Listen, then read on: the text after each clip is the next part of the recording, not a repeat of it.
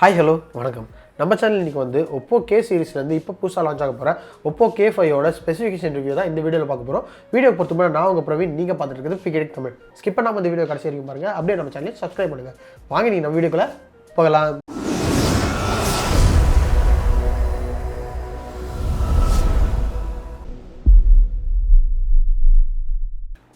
Design and பில்டுன்னு பார்க்கும்போது இந்த Oppo K5 வந்து பார்த்தீங்கன்னா ஃப்ரண்ட் அண்ட் பேக்கில் வந்து கிளாஸ் பில்ட் வந்து கொடுத்துருக்காங்க.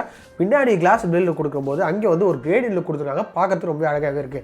அது மட்டும் இல்லாமல் இந்த ஃபோன் வந்து ரொம்பவே ஸ்லீக்காகவும் மெலிசாகவும் இருக்குது. ப்ளஸ் வந்து இதோட வெயிட்டும் ஓரளவுக்கு ஒரு 180 கிராம் அந்த ரேஞ்சுக்கு வந்து கொண்டு வந்திருக்காங்க. இது ஒரு நல்ல விஷயம் சொல்லலாம். ஸோ ஃபோன் பார்க்கறதுக்கு ரொம்ப சாலிடாக தான் வந்து இங்கே ஒப்போ தரப்பில் வந்து பில்ட் பண்ணியிருக்காங்க. டிஸ்பிளேன்னு பார்க்கல இங்கே ஒப்போ K5 வந்து ஃப்ரண்ட்டில் வந்து AMOLED டிஸ்பிளே வந்து கொடுத்துருக்காங்க. இந்த டிஸ்பிளே வந்து பார்த்தீங்கன்னா 6.4 இன்ச் சைஸ் கொண்டது இருக்குது. அதே மாதிரி இந்த டிஸ்பிளேயோட ஸ்க்ரீன் ரெசல்யூஷன் பார்த்தீங்கன்னா Full HD+ ரெசல்யூஷன் கொடுத்துருக்காங்க. இது நல்ல விஷயம் சொல்லலாம். இப்போ வந்து தகவல் படி இந்த டிஸ்பிளேல வந்து வாட்டர் ட்ராப் நாட்ச் இருக்குன்னு சொல்லியிருக்காங்க. அதில் தான் வந்து செல்ஃபி கேமரா ப்ரொவைட் பண்ணணும்னு சொல்லியிருக்காங்க. ஓவரால் AMOLED டிஸ்பிளேங்கிறனால கலர்ஸ்லாம் ரொம்ப வைப்ரண்டாகவும் ரொம்பவே நல்லாவும் இருக்குது. அது மட்டும் இல்லாமல் இதோட PPI பார்த்தீங்கன்னா 403 PPI கொடுத்துருக்காங்க.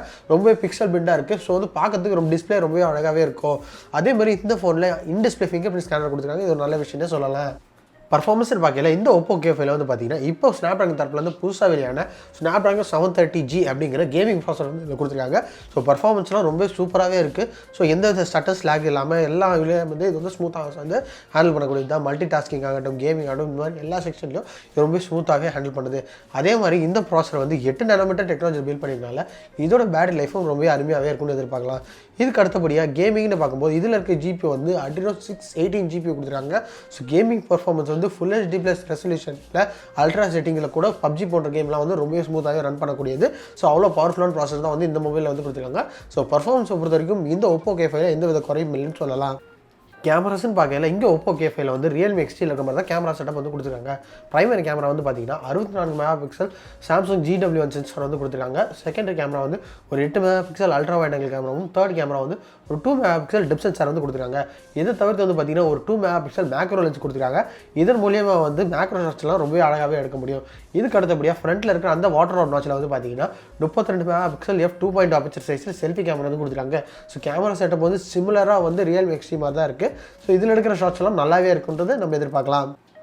ரேம் அண்ட் இன்டர்னல் ஸ்டோரேஜ் பார்க்கும்போது இந்த ஒப்போ K5 வந்து பார்த்தீங்கன்னா பேஸ் வேரியண்ட்டாக 6GB RAM 128GB internal storage அப்படிங்கிற வேரியண்ட்டோட வருது. இதுக்கு அடுத்தபடியாக 8GB RAM 128GB internal storage, அது மட்டும் இல்லாமல் 8GB RAM 256GB இன்டர்னல் ஸ்டோரேஜோடு வருது.